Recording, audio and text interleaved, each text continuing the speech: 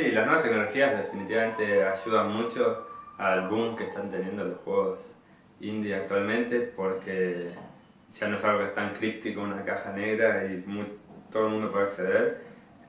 Obviamente eso hace que tengas que subir mucho más la calidad, porque si cualquiera haciendo un tutorial puede tener ya un jueguito de navecitas armado, bueno, ¿cómo haces para que tu juego de navecitas destaque y sea divertido? Y en uno de los primeros tutoriales había un juego de naves, porque bueno, tenía ciertas características sencillas de programación. Necesitamos hacer juegos de una manera guerrillera que nos lleven a un resultado cercano y que se pueda hacer en horas tardías, tomando una cerveza. Las herramientas que usamos nos permiten hacer juegos con una celeridad increíble que hace 15 años, 10 años no se hubiese imaginado nadie.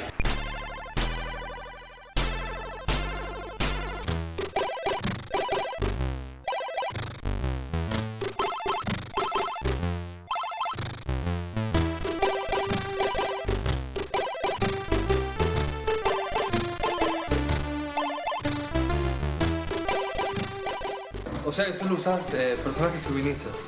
Claro, son todas chicas. Vamos a hacer unas sesiones de juego con amigas, Sí. porque Está bueno. es una locura que un juego con esta temática esté hecha solamente por dos flacos heterosexuales, ¿viste? Como muy... Nos falta tener una corbata y usar... Tenés que evitar a los policías y salís a laburar, ¿no? Si cliqueás, dashean y con un gesto subís y bajás, ¿no?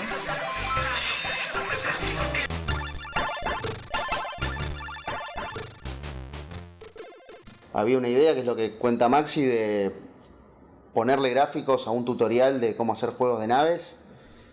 Para ir completando los espacios, vas diseñando.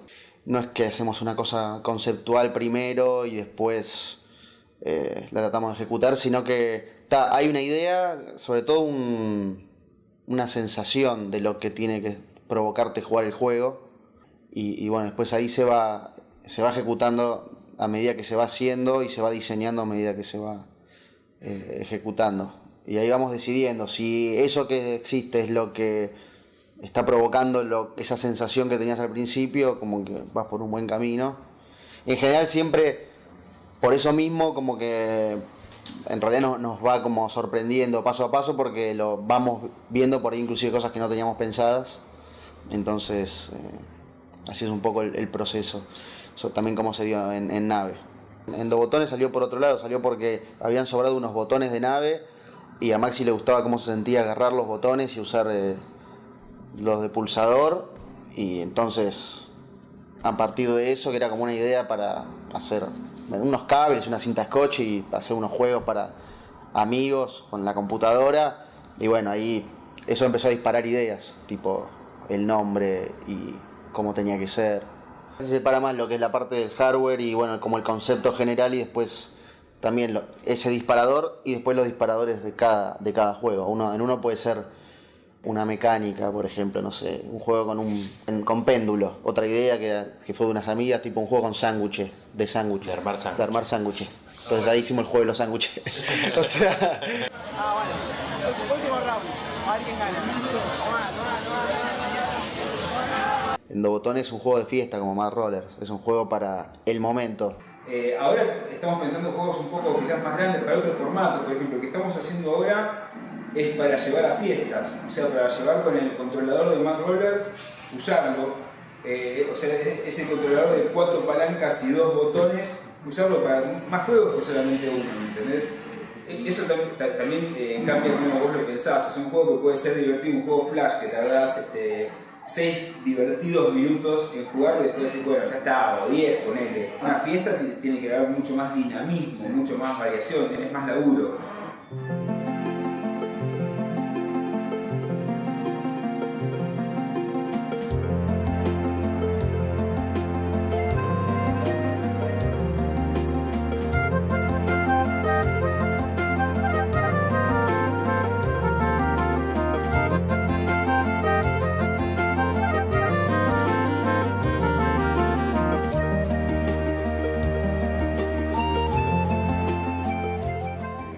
idea de hacer un videojuego que nos guste, con una IP que sea original y que pueda trascender un poco la pantalla del juego y irse a una película, una serie animada, una webserie, un cómic.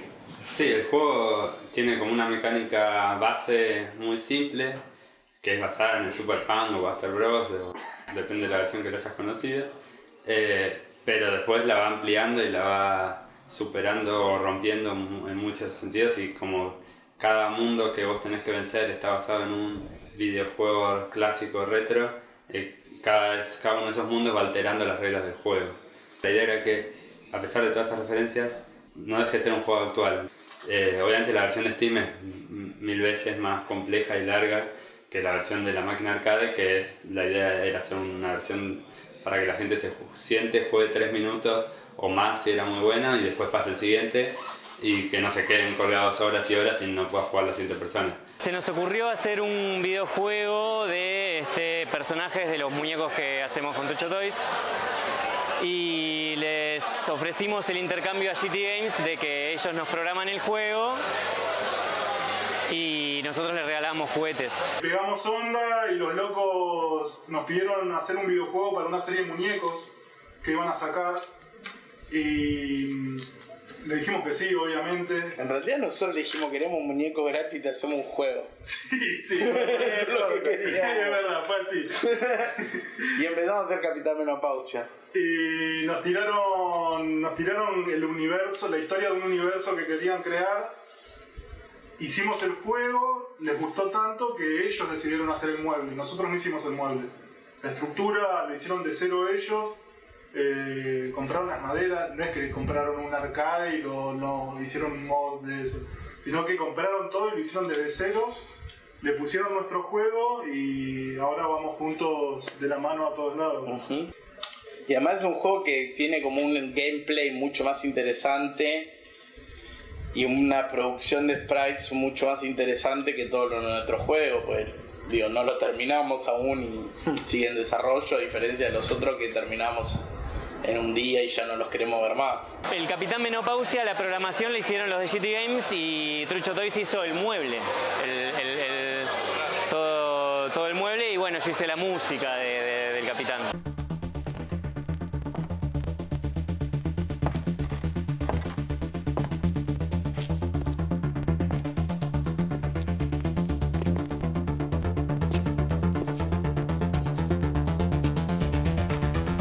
Mamma mia!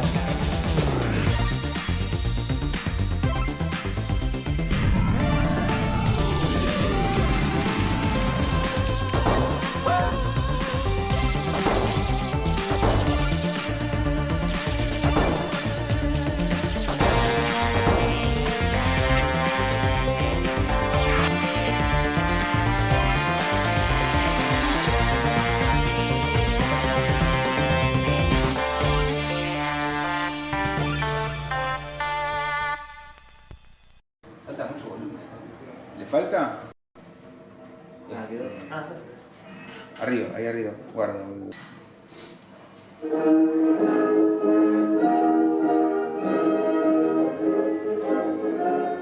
No se ensucia, límpiese hasta el prepucio.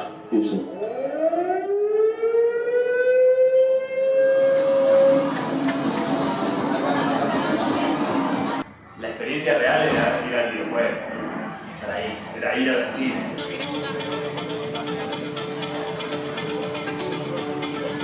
Obvio, Esa era la sí, es más perfecto. Llegaba a la tarde y decía: ¿qué quieres hacer? Quiero ir a Sacoa.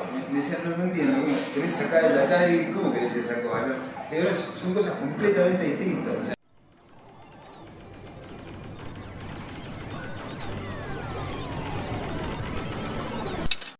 ese circuito se fue armando gracias a que nos conocimos con los de Nave, nos conocimos con los de Tumba y nos conocimos con la gente de Muere Monstruo Muere, y ahí se organizó la primera y después se fueron sumando otros. Habíamos empezado a llevar Juanito, pero en versión computadora con una notebook y controles, y cuando vimos el arcade de Nave nos encantó y dijimos: bueno, nosotros también queremos hacer un arcade, poder llevarlo a eventos. Nosotros habíamos visto también que acá no había, que en alguno de los viajes que hicimos para alguna de las conferencias de juegos, que en Estados Unidos había ya varios de estos barcades o bares con cerveza y juegos que estaban buenísimos, que era una cosa preso nueva que antes no había, porque normalmente la combinación alcohol y arcades no se daba. Eso es lo nuevo. Eso es lo nuevo. También visto desde la perspectiva quizás romántica del niño de 10, 11 años que uno era cuando iba a esos fichines, ¿no? Si vos me decías que en el futuro ya no iba a haber casas de fichines, quiero tener que ser algo medio underground, medio como rockero, pecaminoso, pero en algún sentido. Nave, dos botones, más rollers, Capitán Menopausia no existen más que en sus fichines. Entonces eso hace que si vos querés jugar al juego tengas que ir a donde está el juego, ¿entendés? Y mover. Claro, y eso a mí me gusta, digamos. Sí, como que acerca el juego a un montón de gente que quizás no se acercaría al juego y lo aleja de un montón de gente que está acostumbrada a que los juegos le lleguen a su cuenta de Steam y ya. Sí. Hay un montón de gente que cae de rebote a la fiesta o algo y dice, no, mirá, ni enterado que hay un circuito de arcades o de juegos argentinos o lo que sea.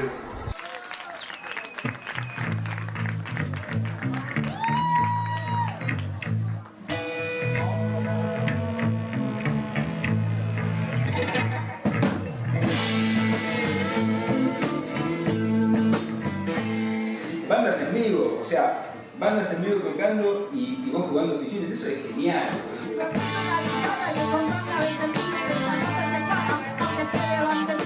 Le estoy pidiendo que vaya y juegue los otros juegos, pero se ve que le está yendo bastante bien. Y qué hijo de su madre, no se muere más este hijo de...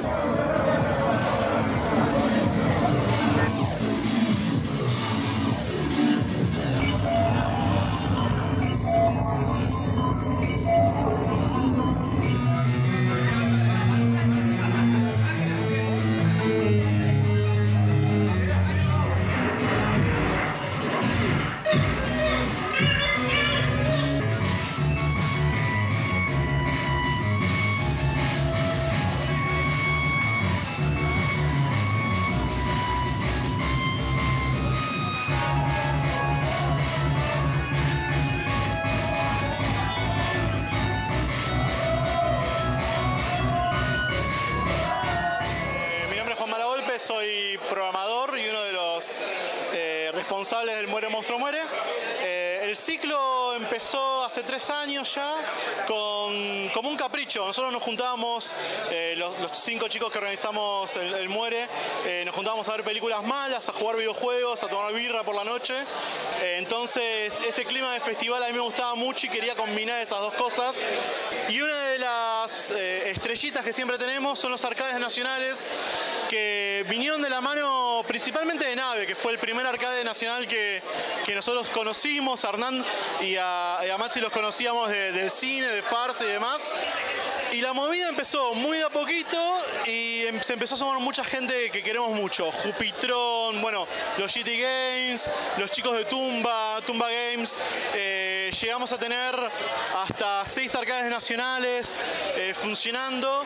Hoy nos acompañan en este que es el inicio de la 4ª temporada del Monstruo, el arcade del Capitán Menopausia, que hoy está corriendo con un juego nuevo que es el Circus Carlos, el Cacaborg, que es el arcade de los Trucho Toys, y Dos Botones, que nada, es un placer siempre tenerlo porque fue uno de los primeros lugares donde se probó.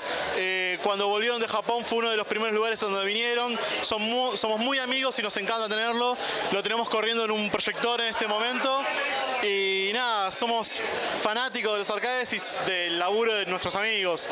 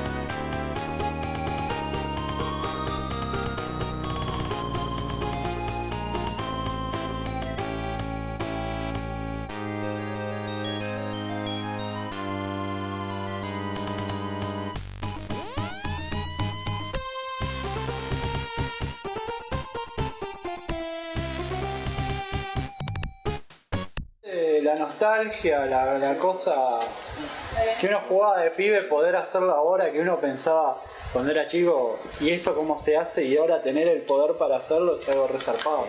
Siempre hay algo retro en los juegos que hacemos, como por ejemplo que los gráficos son pixelados, o que los gráficos no son pixelados pero remiten a alguna estética ochentosa de videojuegos. Como jugadores nos gusta la estética retro pixelar, pero en el mundo indie o en el ámbito indie es muy común emplear esa técnica para hacer juegos. Es lo que nos gusta.